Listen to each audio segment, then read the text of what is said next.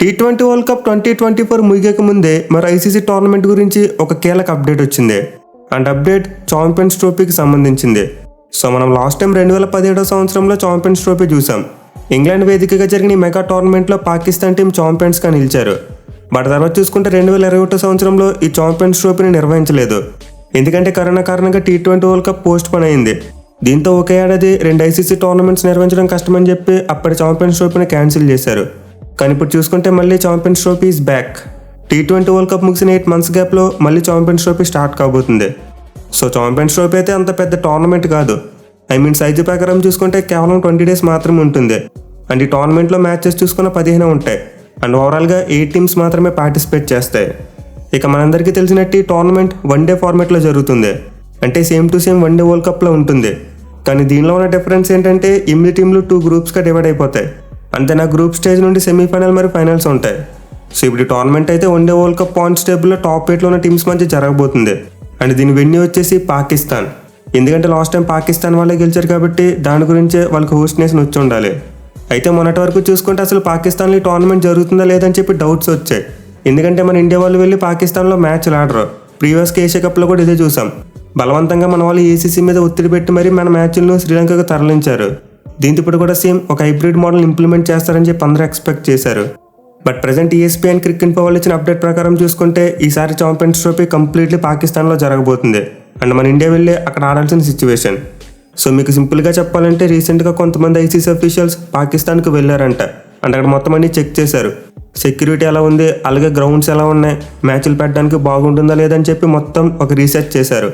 And రీసెర్చ్లో ఐసీసీకి చాలా మంచి positive feedback వచ్చింది. అంటే పాకిస్తాన్లో ఛాంపియన్స్ ట్రోఫీ నిర్వహించడంలో ఎలాంటి ప్రాబ్లం లేదని ఫిక్స్ అయ్యారు. అండ్ దీనికోసం అయితే మొత్తం 3 నగరాలను ఎంపిక చేశారంట. అవే లాహోర్, రావల్పిండి మరియు కరాచీ.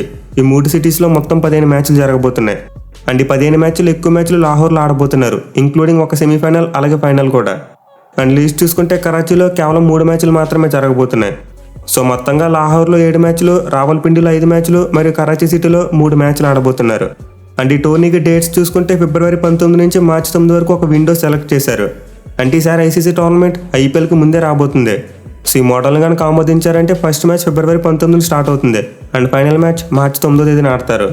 అయితే ఇప్పుడు మన టీమిండియా ఫ్యాన్స్ అందరికీ ఉన్న ఒక బిగ్గెస్ట్ డౌట్, అసలు మన ఇండియా వాళ్ళు పాకిస్తాన్ వెళ్తారా లేదని. సో 2008 సంవత్సరం నుంచి చూసుకుంటే మన వాళ్ళు పాకిస్తాన్కి వెళ్ళడం మానేశారు. అలాగే పాకిస్తాన్ ప్లేయర్స్ ఎవరిని కూడా ఐపీఎల్ ఆడనివ్వట్లేదు.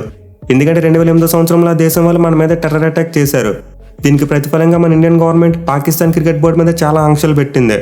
ఇన్ఫాక్ట్ గత 10 ఏళ్ళుగా చూసుకుంటే 2 జట్లు కేవలం ఐసీసీ ఈవెంట్స్లో మాత్రమే తలబడుతున్నాయి. ఏ బయలాటరల్ సిరీస్లో కూడా తలబడట్లేదు. అలాగే మనం ముందు చెప్పుకున్నట్టు లాస్ట్ ఇయర్ మన వాళ్ళు ఏషియా కప్ కోసం పాకిస్తాన్కి వెళ్లకుండా ఒక హైబ్రిడ్ మోడల్ని క్రియేట్ చేశారు. అంటే పాకిస్తాన్లో కొన్ని మ్యాచ్లు, శ్రీలంకలో కొన్ని మ్యాచ్లు ఆడేలా చేశారు. మెయిన్లీ మన టీమిండియా మ్యాచెస్ అన్ని శ్రీలంకలో పెట్టారు. సో అప్పుడు వెళ్ళని వాళ్ళు ఇప్పుడేం వెళ్తారని చెప్పి చాలా మందికి సందేహాలు ఉన్నాయి. అయితే ఐసీసీతో పాటు పాకిస్తాన్ వాళ్ళు చాలా తెలివిగా మోడల్ను క్రియేట్ చేశారు. అదేంటంటే మన టీమిండియా మ్యాచెస్ అన్నీ కూడా మొత్తం లాహోర్లోనే ఆడబోతున్నారు. అండ్ లాహోర్ చూసుకుంటే మన ఇండియన్ బార్డర్కు చాలా దగ్గరగా ఉంటుంది. ఇన్ఫాక్ట్ వాఘా బార్డర్కి 22 కిలోమీటర్ల దూరంలో ఉంటుంది. సో ఇక్కడ ఇండియన్ ప్లేయర్స్కు ఫుల్ సెక్యూరిటీతో పాటు మంచి ఫెసిలిటీస్ ఉంటాయని చెప్పి పీసీబీతో పాటు ఐసీసీ కూడా హామీ ఇస్తుంది. దీంతో ఇప్పుడు మన బీసీసీఐ మీద కాస్త ప్రెజర్ పెట్టినట్టు అయ్యింది.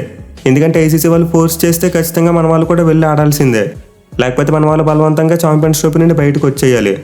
ఇన్ఫాక్ట్ మన టీమిండియా కోసమే ఒక సెమీఫైనల్ మ్యాచ్ను లాహోర్కు షిఫ్ట్ చేశారు. నార్మల్గా చూసుకుంటే 2 సెమీఫైనల్ మ్యాచెస్ కూడా రావల్పిండిలోనే పెట్టాలనుకున్నారంట. కానీ ఒకవేళ మన టీమిండియా కనుక సెమీఫైనల్కి వస్తే ఆ వేదికను మార్చేస్తారు. మన వాళ్ళు ఆడబోయే సెమీఫైనల్లో లాహోర్ వేదిక ఆడేందుకు ప్లాన్ చేస్తారు. సో ఇప్పుడున్న పరిస్థితులు అయితే ఐసీసీ ఎలాంటి హైబ్రిడ్ మోడల్ గురించి ఆలోచించట్లేదు. అంటే మన ఇండియన్ మ్యాచెస్ను పాకిస్తాన్లో కాకుండా వేరే కంట్రీస్లో పెట్టేందుకు ఎలాంటి ప్లానింగ్ వేయలేదు. మరి ఇప్పుడు బీసీసీఐ దీనికి అంగీకరిస్తుందంటే వాళ్ళ చేతులు కూడా పెద్దగా ఏమీ లేదు. ఇప్పుడు మన వాళ్ళ పార్టిసిపేషన్ ఇండియన్ గవర్నమెంట్ చేతిలో ఉంది.